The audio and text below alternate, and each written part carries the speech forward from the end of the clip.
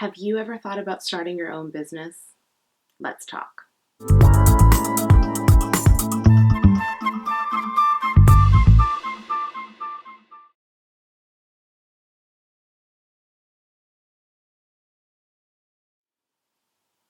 Today, I want to talk to you about the possibility of starting your own business. I think at one point or another, everyone's thought of it.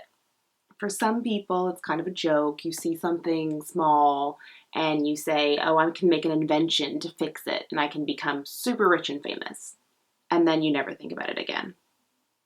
But for other people, it's different.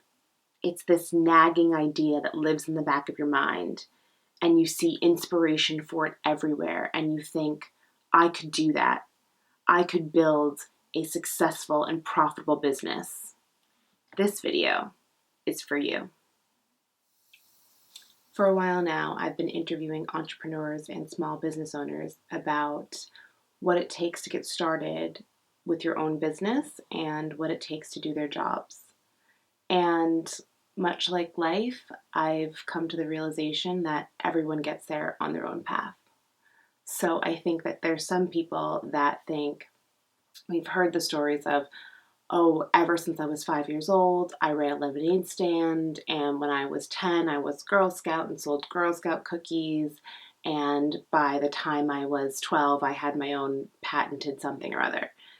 But the fact is that everyone's path to entrepreneurship is completely different. I've spoken to entrepreneurs who have battled drug addiction for years until they actually got clean and were able to start their own businesses. I've spoken to entrepreneurs who really didn't even know that they had a business. They didn't realize their hobby or their side project was a business until years into it. So everyone will get there eventually, but you have to start. Of course, there's a lot of sexy parts of being an entrepreneur. Setting your own schedule, being your own boss, working only with the clients and customers that you want to work with, and unlimited earning potential. But it's important to understand that there's a lot of unsexy things that happen behind the scenes. I like to think of it like a fashion designer.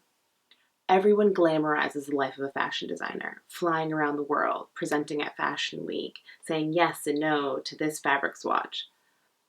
But it's important to understand that somebody had to turn on the lights and pick a place for all those people to work in. Someone had to turn on the heat and pay the insurance bill. And sometimes that person is you.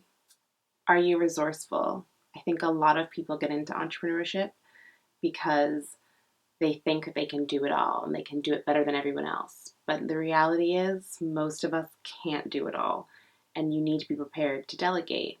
Do you have a team in mind? Do you know where to find one? One thing that I've definitely learned speaking with entrepreneurs is building your team, however big or small, is critical to your success. Are you independent? The case is, some people like to be told what to do. They like to be employees. They like someone to set a task schedule, to keep them on track, to set goals, big and small, for them. And if you can't do that in and of yourself, if you're not self-motivated in that way, entrepreneurship may not be for you. Can you afford it? This is where you need to get really honest with yourself. Some people have monthly bills to pay, some people have people to support, and others that count on them.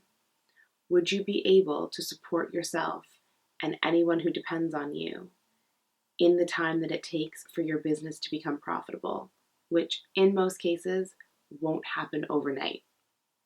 Are you organized? This is probably the number one issue I see with entrepreneurs. When you're not organized, you're not being efficient. And when you're not efficient, you're not making the most of your time. And when you're an entrepreneur, time is money. Are you always independently learning? This is something I think many employees take for granted in regards to the companies they work for. Some of these bigger companies have whole agencies just dedicated to listening in to industry trends and keeping that company abreast of changes. If you're not doing that independently, your business may struggle. But ultimately, this leads to one question. And I think this is the most important question you will ever ask yourself, whether it's something personally or professionally that you're grappling with. What would you do if you loved yourself completely?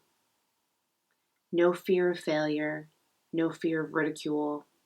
If you really went for what you wanted, is this business idea it? There have been so many times when I've thought that I've discovered something new, someone new online, some new piece of information, an article, whatever, and I've shared it with somebody who I thought could benefit from it. And they've said, "Oh, yeah, I've read that, or I've seen her, or whatever. I'm a big fan. They're really great." And I'm like, man, I feel like I'm kind of late to the party. And I think about what I could have accomplished if I knew ahead of time about this person or about this article. So please share this video with whomever you think could benefit from it. If there's someone that you know who's been thinking about starting their own business, who's been talking about it forever, share the video and tell them to get a move on. They can join me over at thebritlawrence.com.